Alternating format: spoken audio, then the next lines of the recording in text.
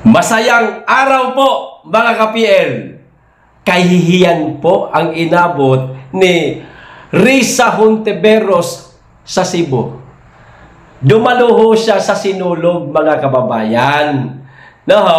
Tinawag po ang kanyang pangalan nitong announcer habang naglalakad ho siya doon sa baba. Kaso, etong mga taga Cebu, mga kababayan, bugoy-bugoy. Habang naglalakad si Risa, naririnig niya malamang yung mga sigaw ng tao. Alam niyo ba kung ano ang sigaw? Meron pong sumisigaw na boo! Habang meron pang sign language, mga kababayan, na thumbs down. Ganyan. At ang masaklap, mga kababayan, ang sinisigaw ng tao, hindi po Hontiveros, kundi Duterte. Duterte. Ganun po umani ng kahihiyan si Risa Hontiveros. Kitang-kita ho sa video. Eto, ipapanood ko ho sa inyo mga kababayan. Legit po ito ha. Hindi po ito yung nakikita po natin sa social media na yung naglalakad si Marcos. Tapos, ang sinisigaw Duterte. Tingin ko ho doon mga kababayan, yung audio lang po ang inilagay doon sa video. Kasi natatandaan ko yung sigaw na yun po yung unang maisog sa Davao City. Nasa harap kami noon, kami nila Badong yun, mga kababayan. Habang nasa likod namin, si Pulong, si Mayor Baste, si Atty. Salpanelo, o sino pa yung iba doon na mga kilalang mga politiko. O kami ni Badong yun. Yung sigaw na yon. Pero eto, mga kababayan, masasabi kong legit ho talaga. Bakit? Yung dalaw po ng kamay at sa sigaw, sabay. Kasi may kamay ho kayo makikita, hindi yung puro dami lang ng tao na yung parang kunwari sumisigaw. Pero ito ho, talagang Duterte. Duterte. Ganon. Si Risa nasa baba. Naririnig niya yung sigaw. Hindi pangalan niya. Pahiyang-pahiya ang lola nyo, mga kababayan. O eto na ho ang video, panoorin na po natin. Risa Hontiveros.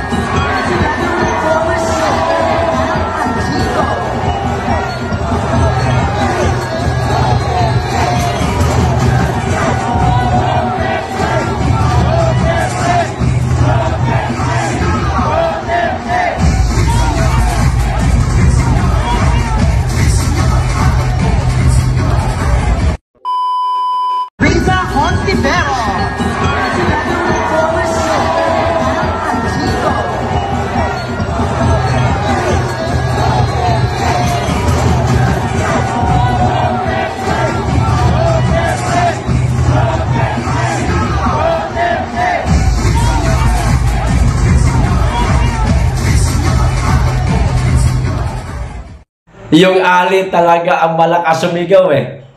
Duterte, kitang-kita niyo naman sa camera, mga kababayan, di ba? Ay sa video pala. Habang yung iba, habang tinitignan si ate at yung ibang sumisigaw na Duterte, natatawa na lang sa mga nangyayari, mga kababayan.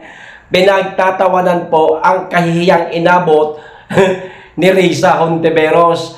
Ibig sabihin lang ho nito, mga kababayan, saan mang panig sa ating bansa, minamahal pa rin ang dating Pangulong Rodrigo Roa Duterte. Lalo na ho, Cebu. May mga kamag-anak siya dyan sa Cebu eh. Bisaya pati. Basta mga Bisaya, Duterte talaga yun eh. Kahit nga mga Tagalog, Duterte pa rin eh. Dami ko ang kilalang mga Ilocano, Duterte sila eh. Ayaw nila kay Bangag kasi daw Bangag. Ayan, napahiya ang lola ninyo, mga kababayan. Mas lalo na siguro, kung pumunta si Risa dito sa Davao City, yung sa Kadayawan, subukan mo kaya, Madam Risa? Madam Risa, subukan nyo po pumunta sa Kadayawan. Tapos, sabihin nyo po doon sa announcer na tawagin din yung pangalan nyo, katulad po nitong pagtawag sa inyo. Na makita natin kung ang reaksyon ba ng mga taga Davao ganito ba, o baka naman Siyempre, pagsisigawan kang Hontiveros, Hontiveros, kaso sa dulo, may kadugtong yan eh. Hontiveros, Hontiveros, lumayas ka. Pag sa Davao ka na, ayan, pag napunta ka sa Kadayawan, subukan mo. Ang kaso, mga kababayan, malabo pa sa sabaw ng pusit pumunta yan. Kung sa Cebu nga, napahiya itong ali. Davao pa ngaya, baluarte ito ng mga Duterte. Mas lalo na hindi pupunta yan. Napahiya nga sa Cebu. Baka sa Davao, batuhin pa ng itlog na bugok yan. Okay lang sana kung itlog na bugok lang, mga kababayan. Kung balat ng durian. Hindi umuwi ng, bumalik ng Senado na puro butas-butas. O, di ba? Pero, joke lang po yun. Hindi naman po ganun ng mga taga-Davao. Nambabato po ng balat ng durian. Ano lang, maniniwala pa siguro ako, nasisigaw lang na kagaya nitong sa Cebu. Talagang hindi napigilan ng mga taga-Cebu ang kanilang emosyon, mga kababayan. Imposibleng hindi nila napanood ang hearing na nangyari sa Senado na ginigisa ni Risa si Tatay Digong, pero sa kasamaang palad, si Risa mo po ang nagisa ni Tatay Digong. Ganun din sa Kamara. Pinipilit nilang gisahin si Tatay Digong. Sinusubukan pa nga nalang i-contempt, pero wala silang nagawa, kundi sumaludo pa rin sa matanda na simpleng saludo lang.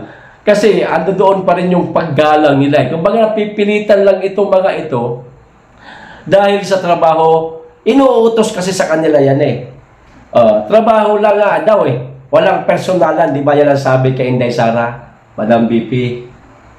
Trabaho lang po walang personalan. O di ibig sabihin, mga babayan, merong nagpapatrabaho sa kanila. Ito, trabahuin nyo. Syempre, kapag may trabaho, alam na, meron ding yan, ganun. Di ba? Di ayos? Ang ganda ng video na panood natin itong gabing ito, mga kababayan. Pakishare nyo po sa inyong mga kaibigan. Baka ma-share nyo pa sa mga kababayan o kaibigan ninyong taga Cebu. Tanong nyo na rin, legit ba ito? Pumunta ba kayo dito sa event na ito sa Sinulog sa Cebu? Baka naman gawa-gawa lang ito. Kita nyo naman, di ba mga kababayan?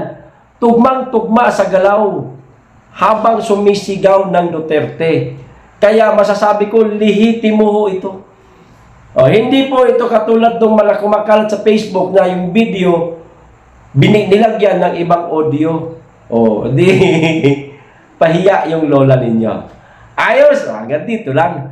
Maraming salamat, mag-iingat kayong lagi, at higit sa lahat, mahalin natin ang Pilipinas.